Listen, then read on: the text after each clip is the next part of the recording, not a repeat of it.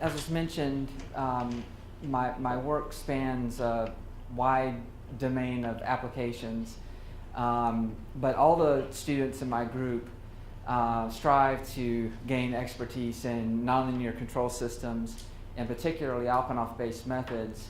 And then even within that subset of theories, they aspire to become experts in adaptive and robust control methods. And so then the group works on a variety of different applications. This one has been, it was the subject of my career proposal with NSF like a dozen years ago.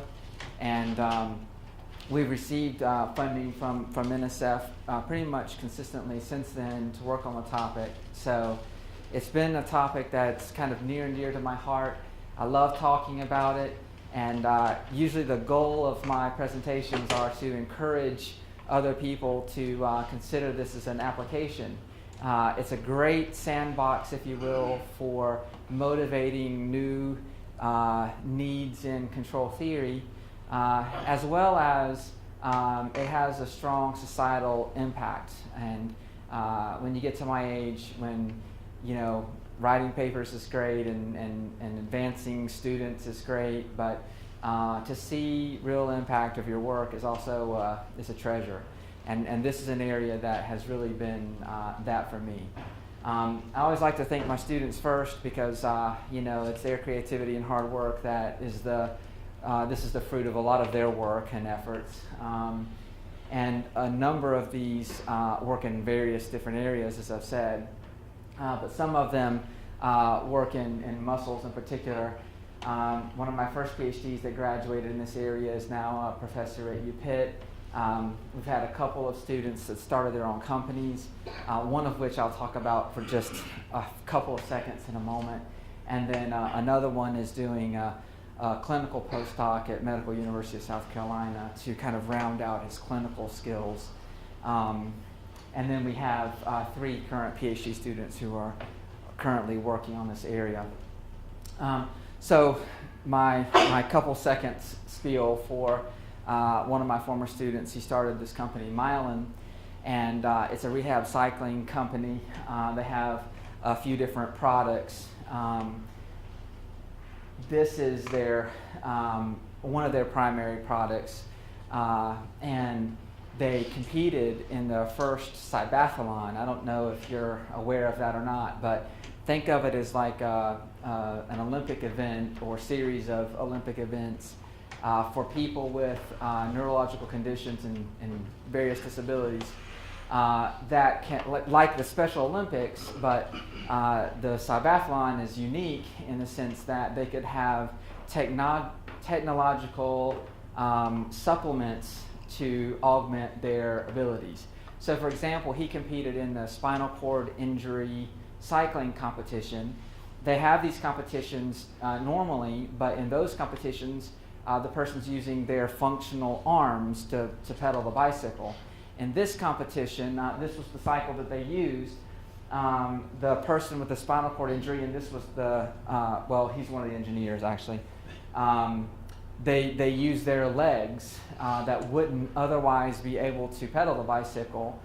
The technology, a lot of which I'll talk about today, stimulates their muscles and enables their limbs to move again and pedal the cycle. And this was a world competition in Zurich, and Matt's company, using some of the technologies that I'll talk about today, finished with the 4th best time. So with various factors why they didn't win the whole thing. But it's, I was very happy to see Matt start his company, and they're putting some of their products in various neuro gyms around the country. So kind of a big success there. So gotta get used to the clicker. So some of you may not know what neuromuscular electrical stimulation is. That's a more general term for muscle stimulation. Another term for muscle stimulation is functional electrical stimulation, and that's when you're just doing a functional task is the only difference, but it's the more popular acronym. So what you'll see here, it's a little dim. These are electrodes, just stickers placed on top of the skin. An electric field is being applied, and it causes a muscle contraction. I'll talk more about this later in the presentation, because you have a changing muscle geometry here that you have to deal with.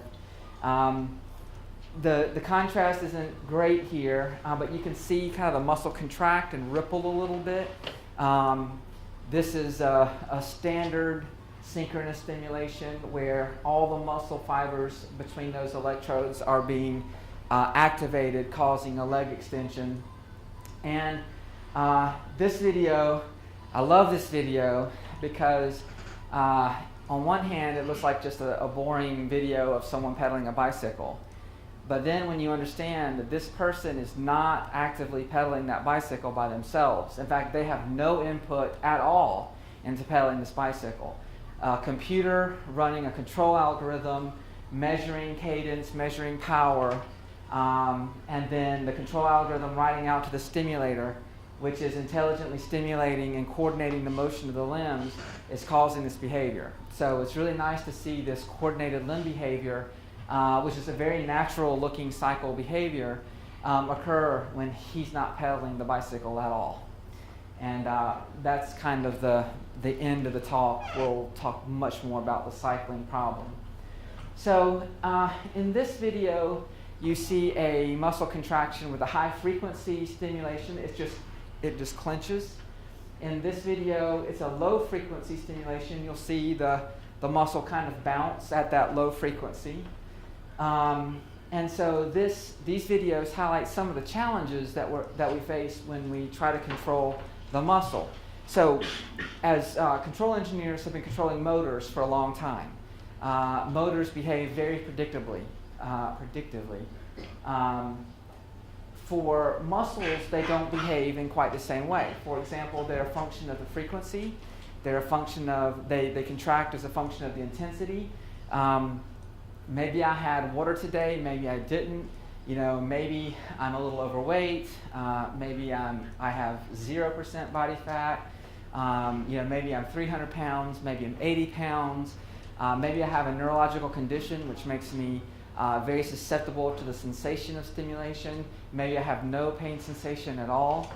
Maybe my pads were placed over the muscle in a way that grabs a lot of the muscle fibers.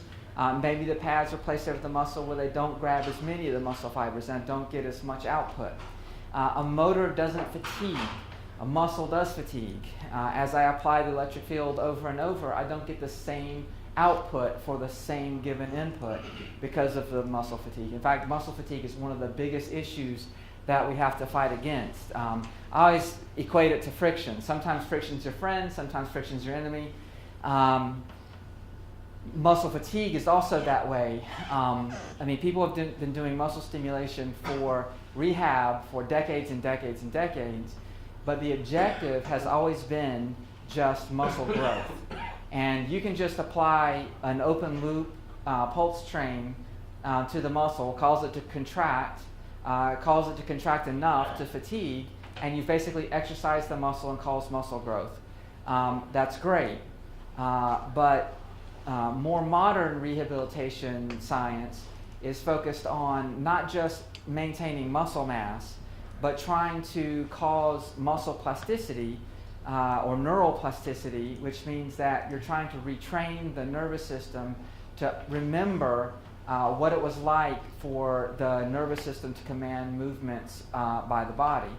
And so in order to do this, you need repetitive motion, and the more repetitions, the better, caused by your own physical muscles. And so in this sense, fatigue is your friend. You don't want the muscle to fatigue. The rehabilitative dosage is a function of how many active contractions that I can get. And this last video here shows a changing muscle geometry. So there's a magic point on the muscle called the motor point, and if you were to stimulate at that point, you would get the most force for the minimal amount of input energy, so the most efficient motion. But if you stimulate anywhere across the muscle body, you'll still get a contraction. But as you can see here, I mean, even you can feel it on your own arm. If you put your fingers close to your elbow, you can feel there's muscle there, that if I put the pad there, it would stimulate that muscle. But then as you do a contraction, you feel your muscle contract, and it feels like it's moving away from your elbow. And so if I had the pad there when your muscle's contracted, it wouldn't be grabbing as much muscle, it wouldn't be yielding the same kind of a contraction. And so some of our recent research is focused on how to compensate for this changing muscle geometry as the muscle contracts. Also, challenges to do control is that we have an unknown force mapping in terms of how much of a stimulation yields how much of an output, your B matrix, if you're familiar with linear control systems. There's a lot of subject variability between person to person, and even within the same person, depending on different fatigue levels and activity levels and things like that. There's muscle fatigue, there's muscle delay. When I excite the muscle with an electric field, there's a measurable delay in the amount of time that it takes for the muscle to start producing force. That delay can destabilize the system, as I'll show you in a little bit. And the muscle model is definitely nonlinear, nonlinear in the states, which is a very hard problem, and there's a lot of uncertainty. In fact, we don't, this is maybe a little embarrassing to admit, but we don't even do simulations of our control algorithms because there's so much uncertainty. We really just don't even have a good model to be able to do a simulation that would model anything like we see in actual experiments. And now that we have an experimental program that's really efficient, we just go and do experiments on people to test the theories. There's basically two models, two sets of dynamics which dictate the behavior of muscle. One set of dynamics is called the contraction-activation dynamics. Within here you have, so the input is the voltage or current stimulus to the muscle, and the output is motion, Q and Q dot. And within that set of dynamics, you have what's called a recruitment curve, which is ratio of the voltage stimulus to muscle lengthening and muscle velocity. You also have calcium dynamics, which the way to think about that is blood flow bringing good chemicals into the muscle, blood flow bringing bad stuff out of the muscle, and if that ratio isn't quite right, which when we exercise it changes that, and then that's part of the fatigue process. So that's why you see the calcium dynamics generate force and it's part of the fatigue dynamics. And those things are very hard to model. Even the best models in literature are more phenomenological models. They're not based on first principles.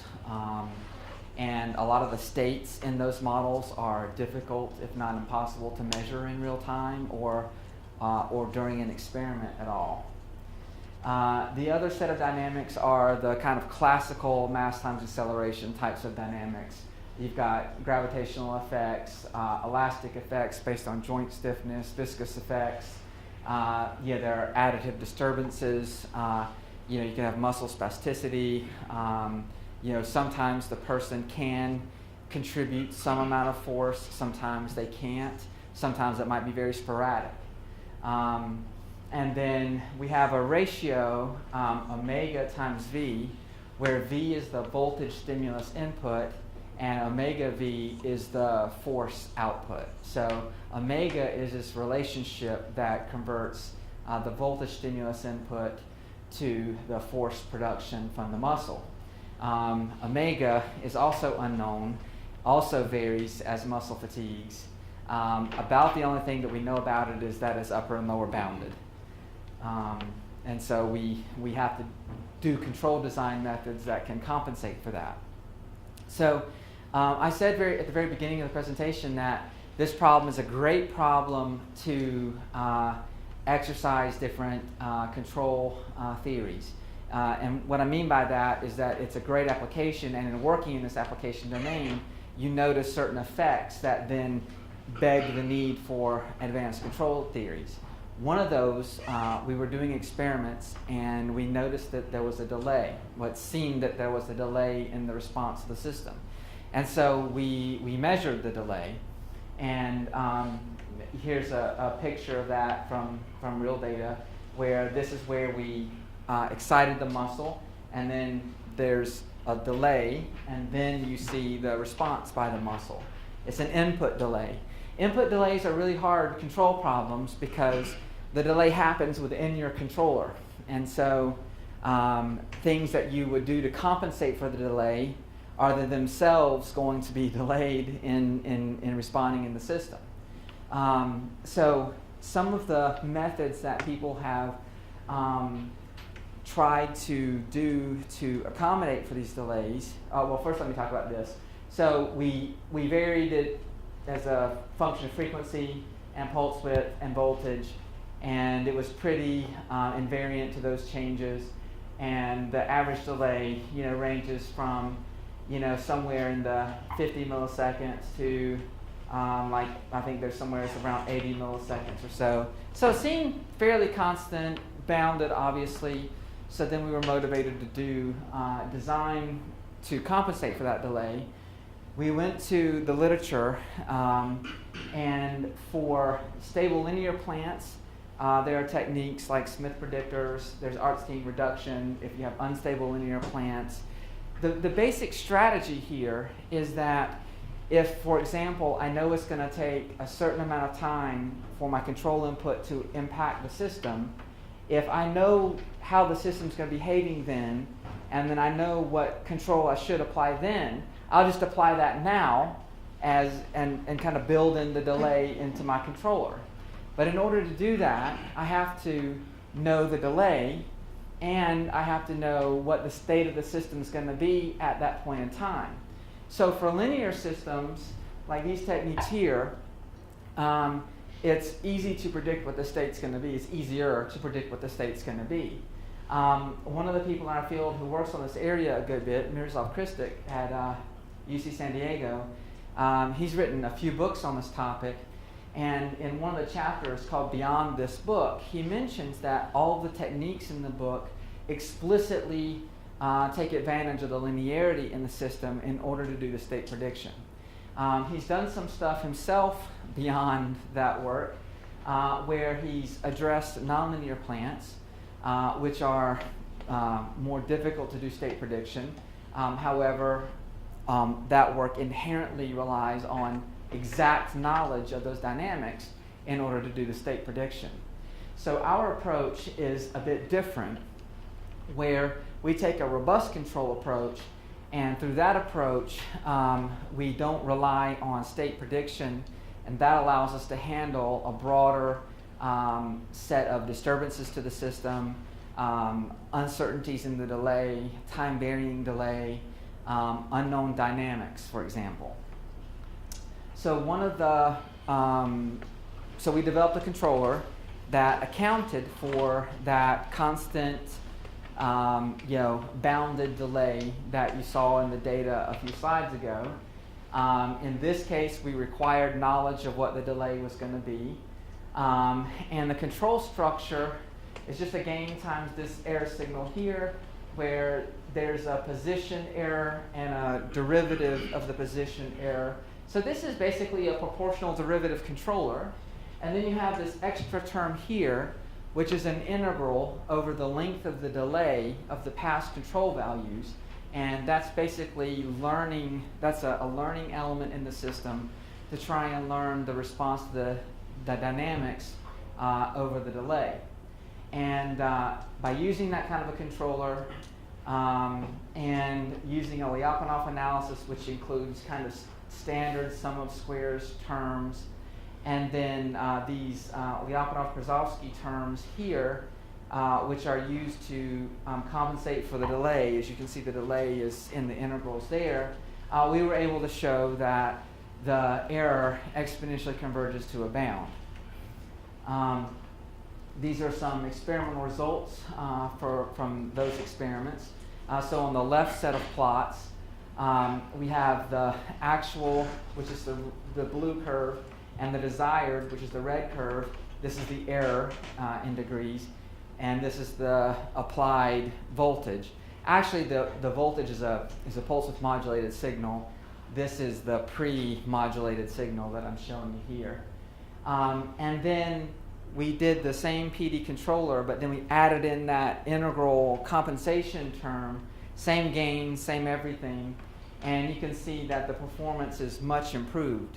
So here you see a lot of high frequency components in the response, and the two bad things for stimulating muscle are high intensity, because with high enough intensity, there's a pain associated with it.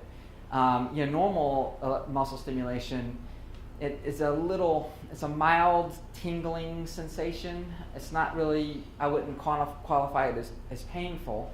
But as the intensity grows, that pinprick sensation becomes more intense, and that's a bad thing. And then also, the higher the frequency of the stimulation, the more rapid the muscle fatigue. And so we want to minimize the frequency components as much as possible as well. So this is a much more desirable result. We've done other results where here we don't require the knowledge of the delay. So same kind of control structure, but now you see there's a delay estimate in the controller. We get the same kind of results in the end, exponential convergence to an arbitrarily small steady state error. The analysis is a lot more complicated. You don't see the results of all that work in the analysis, but even in the terms that are in the Lyapunov function, you can see there's more terms, and those terms are a bit more complicated as well, because we also have to then compensate for the mismatch between our actual delay and our estimated delay. And this paper just won the best student paper at the Multi-Systems Conference in 2015 in Australia. And then these are the results from that delay estimate controller. Pretty good results. But here's the video, I think, which is worth 1,000 words. So this is the video of a controller that's just that proportional derivative component without the delay compensation term. And this is not good behavior. This is essentially unstable behavior. I mean, you could see how erratic the motion is there. So we did this test, we stopped it, waited a minute, and then implemented the exact same controller, same person, same control gains.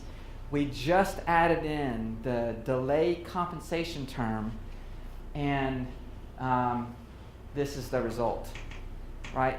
So it really illustrates nice, stable behavior when you're compensating explicitly for that input delay term versus very unstable behavior where clearly the instabilities were due to the delays in the system, right? So here's a great example where we measured the delay. We had to go into the literature. We developed more theoretical results of how do you compensate for input delay. In fact, we are continuing to do more theoretical work on input delay compensation. And then we came back to the application and applied it with tremendous success. You know, unstable behavior versus stable behavior with all things else held consistent. Then we noticed that, so then we started targeting muscle fatigue. So as we did longer experiments, what we see is fatigue in the muscle. So we were applying a stimulus to the muscle. It produced some torque. And then as we continue to give an open loop pulse train to the muscle at the same intensity, you can see that the output torque is decaying in time. So clearly the muscle is fatiguing. It's not being able to give you the same amount of output for the same input. And this is just a comment on the frequency and its relationship to fatigue. To have a nice smooth contraction of the muscle, If you recall back to the very first videos where there was a video of someone's leg, and you saw one video where the muscle was just bouncing around, that was a very low frequency stimulation. And then which is down here where the muscle hadn't achieved tetanus yet, and you got this bouncing behavior, versus the other video where it was just a contraction that was solid and smooth. That's if you have a high enough frequency, then you get this fused tetanus response, which is a nice smooth response. The problem is that when you're at these high frequencies, you fatigue the muscle more rapidly. So we came up with this idea. Well, really, we didn't come up with the idea. Some clinicians had investigated the idea of spatially segregating multiple channels across the muscle. So here is the standard single channel across the muscle, versus now we put a distributed set of electrodes across the muscle, and instead of sending a pulse train across the entire channel, we now break that same signal up across the different channels.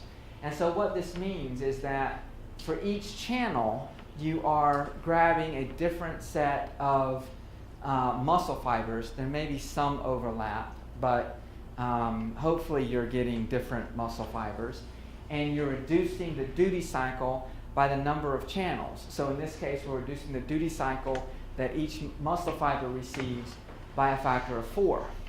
And in doing so, you get much less fatigue. So this was a set of experiments that we did in individuals with a spinal cord injury. The black line is a 64 hertz signal using the single channel standard stimulation, and you can see very rapid fatigue here. The yellow line is with a 32 hertz signal, so lower frequency, and you get a lower fatigue, but it's still pretty rapid fatigue. And then the blue and the red lines here are the asynchronous versions of those. And so the blue line corresponds to the yellow line, and the red one corresponds to the black line in terms of the effective same frequency. It's just these are stimulated using asynchronous stimulation versus these that are using standard synchronous stimulation. And then, we tabulated the data, we did statistical analysis. We can show statistically significant results in terms of the delay in the onset of fatigue, and for about the same error. So we're not paying a penalty in terms of performance, in terms of our error in the system, but we're able to delay the onset of fatigue fairly significantly. And then this is the same results in able-bodied individuals. So in these individuals, you still see some decay. It's just much less because they have healthy, normal muscle. But the same trends, asynchronous stimulation, even in healthy normals, delays the onset of fatigue versus synchronous stimulation. So the reason I bring that up, that's an interesting thing to note clinically. So then, then instead of stimulating synchronous, let's do asynchronous stimulation. But from a control theory perspective, it's not so simple, because before, when I had a single channel, I had one input for one plant, and everything was just continuous dynamics off to the races. But when I do asynchronous stimulation, now all of a sudden I have my continuous dynamics that is the leg dynamics, the limb motion. But now I'm switching between the different sets of muscle fibers. So you can think of it like I've got a pulley that's pulling a weight, and attached to one end of the pulley is 4 different motors with completely different characteristics, by the way. And I'm going to switch between each one of those different motors to pull the pulley. And that is a discrete set of dynamics. And so now I've got a mix of discrete dynamics and continuous dynamics. And to really analyze the stability of that, because there are classic examples where you can have 2 globally exponentially stable subsystems, and switch between them in a way that causes the systems to become unstable. So we have to pay attention to how we switch between these systems to ensure stability. Now, the type of switching that we're doing here for asynchronous stimulation is a pre-planned timing-based switching. So it's actually the easiest kind of switch system to compensate for, because if you work in the area, you know that we can just develop a commonly op and off function and show that the switching doesn't cause bad stuff, and then everything is okay. And that's in fact what we do. But now we just have to do the control design in the presence of this switching across the multiple channels. And so here we have a PID kind of error system, proportional integral derivative type of error system. These are the open loop dynamics. Here you see the switching.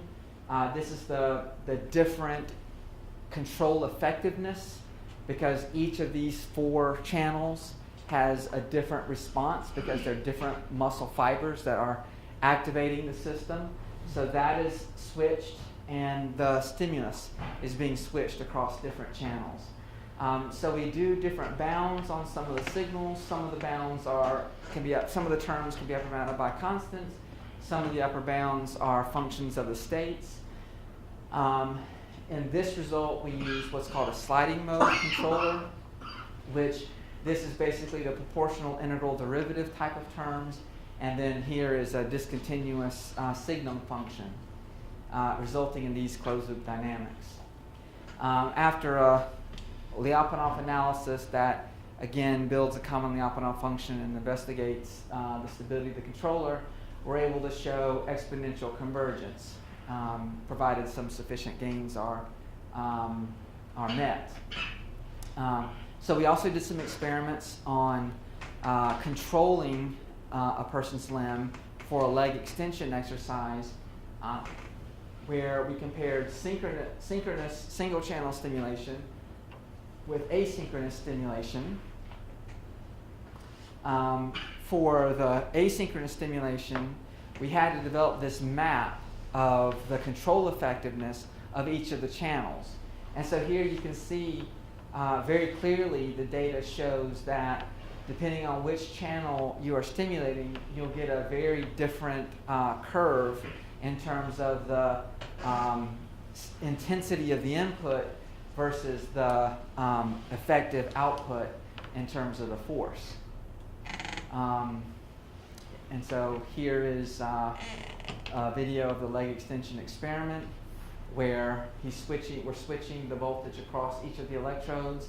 But even though we're switching across each of those electrodes, and even though each of those channels have this different control effectiveness that dictates how the system responds, we still get this nice smooth trajectory.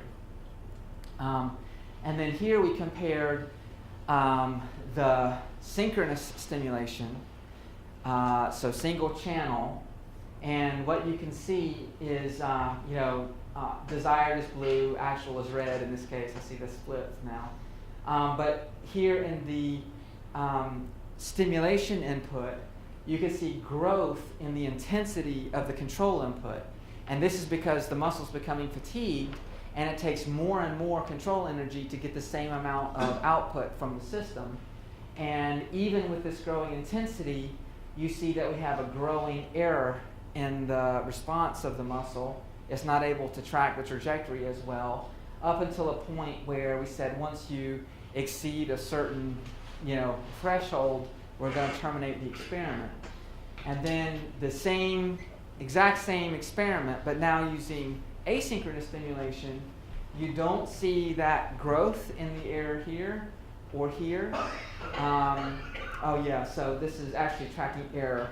If you were to look at the control input, you'll see the same thing. You'll see the control input is growing in the same way. But here you don't see the growth in the control in the error. And then here's the RMS error, and you see for the same amount of time, we're nowhere near approaching a threshold. So we're able to, because we're delaying the onset of fatigue, we're able to control the muscle better and achieve better responses.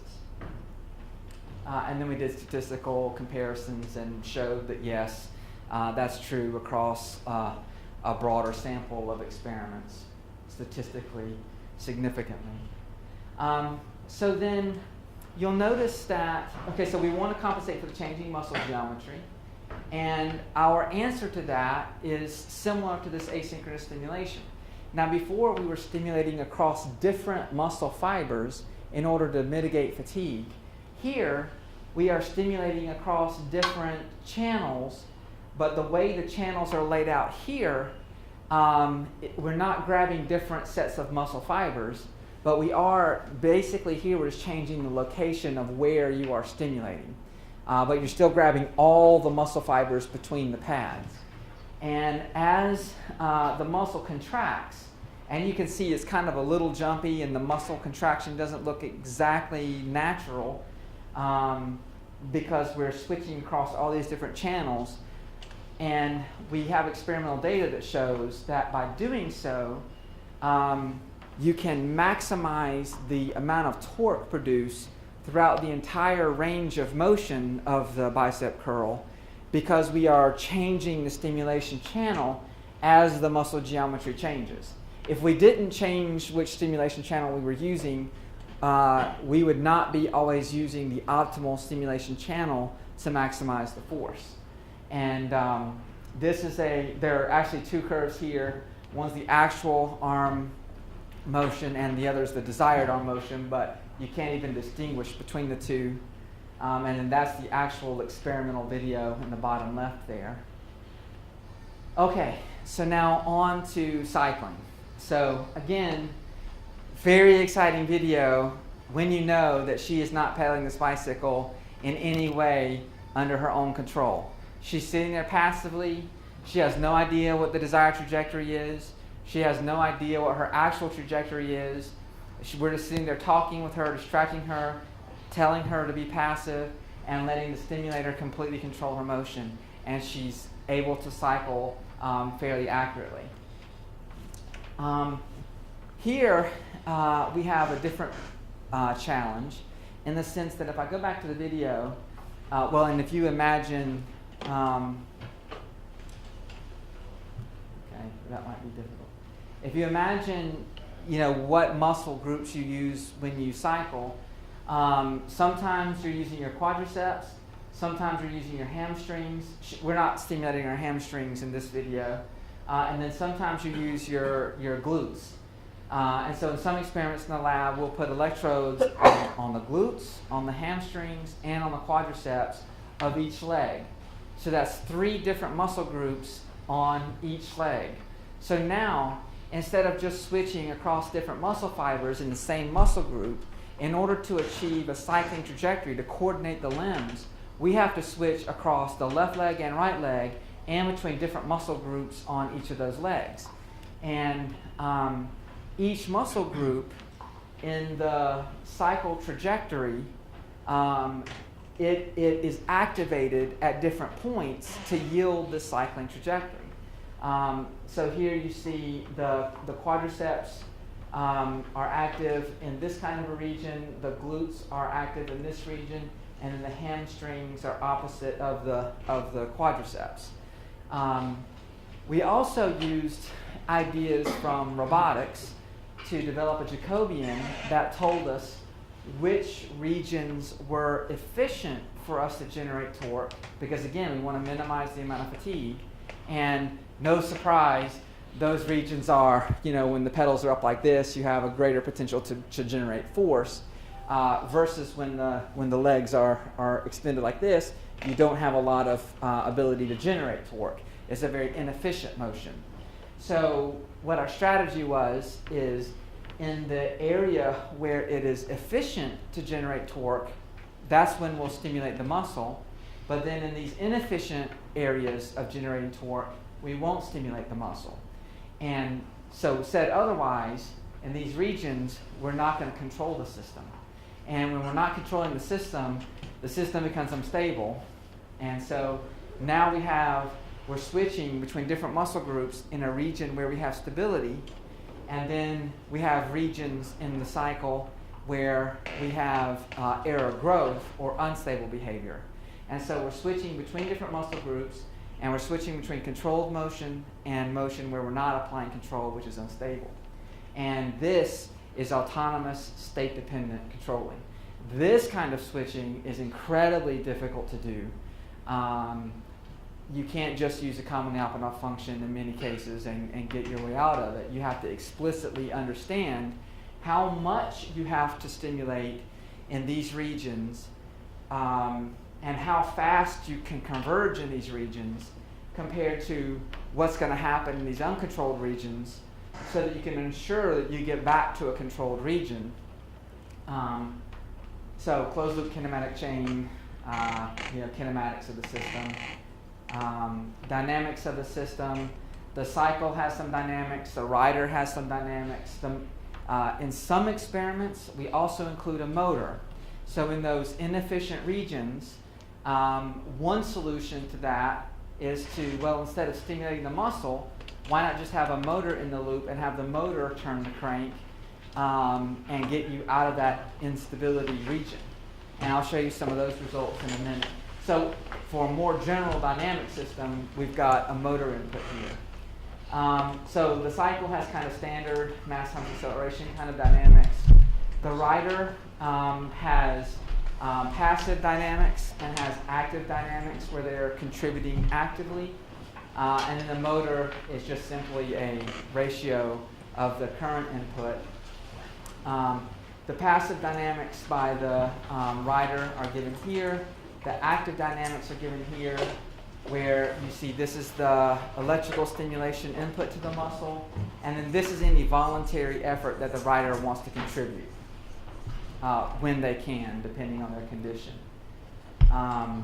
And for the active component in the cycling, we are switching across different sets, right glute, right quad, right hamstring, and then the left counterparts. And this is indicating when the efficient regions are to stimulate. A switching condition which says when it's active and when it's not.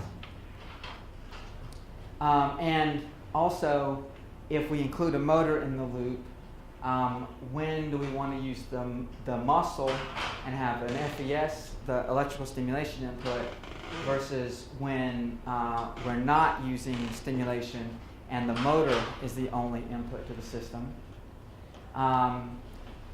The objective is to track a desired cadence, which is a cycling speed, and these are the open and closed loop dynamics. When we are doing a cadence-only error, we have a linear bound, and with this on some of the dynamics, and we use this kind of a controller, again a sliding mode type of controller. We get, in the controlled regions, we get exponential convergence, and for some sufficient gain conditions.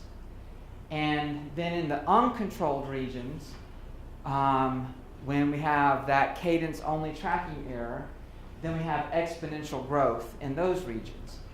And the overall objective is, if I know how fast I converge in the stable regions and how long I'm in that region versus how much I grow in the unstable regions and how long I'm going to be in that region, then overall I can control this decay, in fact exponentially, and I can get combined exponential convergence to an ultimate bound, steady state error, and that's provided we meet certain ratio conditions, which is this captures the amount of time that we're in that off period versus the amount of time that we're in that on period, and it also captures the decay rates and growth rates.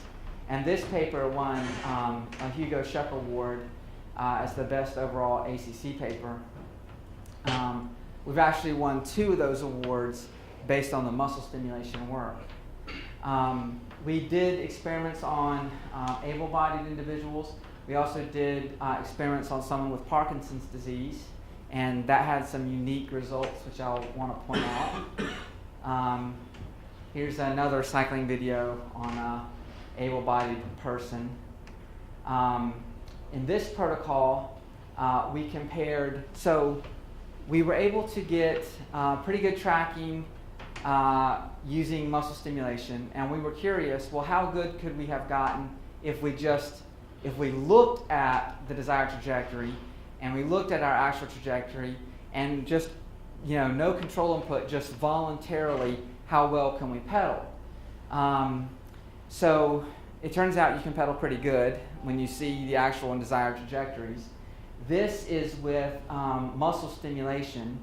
You can see there's a DC offset there, but even with the DC offset, we're within 5 RPMs of error, which is pretty small.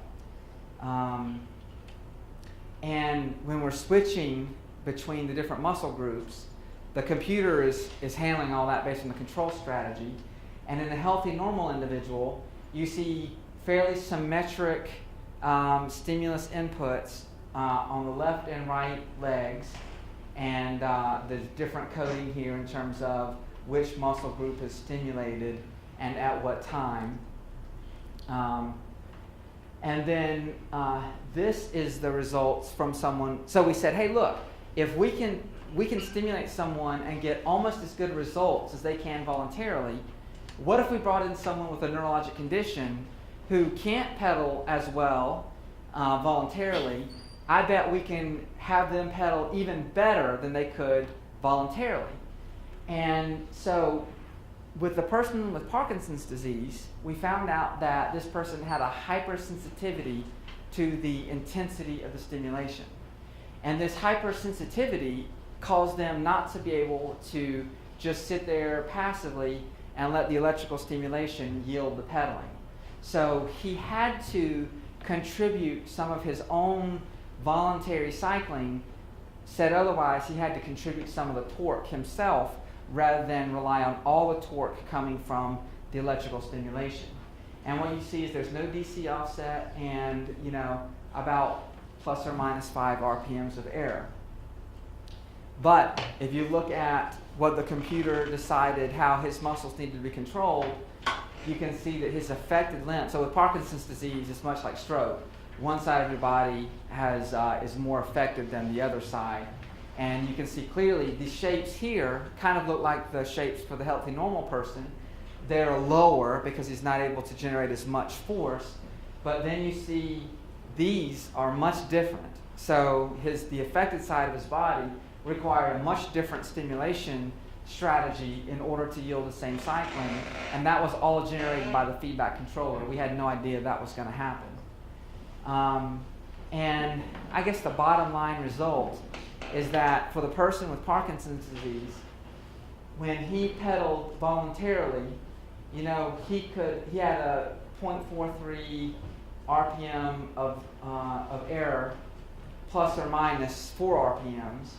And then when we added in the electrical stimulation, he had much better results than he could just voluntarily. For the person, the healthy normal person, completely voluntarily pedaling, they did really good. And we couldn't do as good with completely electrical stimulation from the computer, but we're within the ballpark of being able to yield approximately the same cycling. But in a clinical environment, you're going to want the person to pedal along with you. And so we looked at different error systems. In this case, your dynamics are not going to be able to be bounded linearly. We have a different control structure to compensate for that. And because you're not able to have that linear bound on that term, in the controlled region, we still get exponential growth. But in the uncontrolled region, we have faster than exponential growth. So that means exponential decay and faster than exponential growth. So our overall stability results, we still get exponential convergence to a ball. But in this case, the dwell times that we have to remain in the stable regions versus the unstable regions are more complicated conditions, but they still relate to the different ratios in the system. And so here's the theorem that says we exponentially converge this ball. But then when we included that different error system, now you see that DC offset is gone and the errors are tighter. So it's a better performing controller. This just shows the switching between the left and right quadriceps for the healthy normal. Here, that's the only muscle group that we were stimulating. And then we moved into, now if we put a motor in the loop for the regions where we don't have the muscle stimulation. And this is nice because now we don't have this unstable region. We don't have this region of growth. And then our result is that we just get exponential convergence. There's no exponential growth, and so we get exponential convergence, theoretically to 0. And the reason why is because in the controlled regions where we're electrically stimulating the muscle, we're converging. And then in regions when we're in the inefficient region, we're still converging because the motor is taking over in those regions. So we did a couple different protocols there. You can see we get, this is for going to a constant cadence. We get pretty good error there. This is the cadence error. We get pretty good cadence error here. This is for a time varying cadence.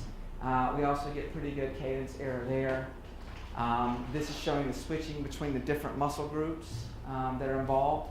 And the black lines is when you see the motor kicking in and replacing when we don't have muscle control. And then you can see here when we add a motor to the loop, our errors are much smaller than when we were just doing electrical stimulation alone. And so here again is the more involved error system with the motor in the loop. This is the electrical stimulation results, the shocking error from the electrical stimulation, exponential convergence. And in this problem, we said, if you have the motor in the loop and you have muscles, can you do simultaneous control objectives? And so in this case, we had the motor control the cadence error, and we had the muscle stimulation control the amount of force. So that means the motor is going to control the speed of the pedals, and then we are going to use electrical stimulation to cause the person to press on the pedals with a certain amount of force, and then torque times speed is power. So we were doing simultaneous power control and cadence control. And we were measuring the power with a wireless power meter on our crank, and we were measuring it over the crank cycle, an average power over the crank cycle. In order to do that, we needed to estimate the passive torque of the rider, which we did with experiments. We did a discrete controller here because we're doing that average over the crank cycle period. So you can see the controller changes a good bit based on that. And then our torque tracking error converges exponentially to the ball. And then for different trajectories, we're able to get good cadence error, good position error also. And by the way, if I were to show the position error for voluntary cycling, you would see the position error just goes unbounded. And then here's the torque tracking error, and shown a different way. Maybe you can wrap it. Yeah, I only have, we started a few minutes late, and just wrapping up now. And so this is my last slide here. We're now moving, in addition to cycling, we're now moving to test beds where we have a bodyweight support system, and now it's upright, where now we're trying to coordinate the motion of the limbs, the upper body and the lower body, with the added effects of gravity. And here we're trying to do the same kinds of objectives, but now the most steps and as fast of steps as we can in different individuals. So that's the last slide. That's kind of where we're going. sorry to be a little long-winded, but like I said, I love this problem. It's fruitful. It has a lot of need for controls people to work on these problems. So please join me.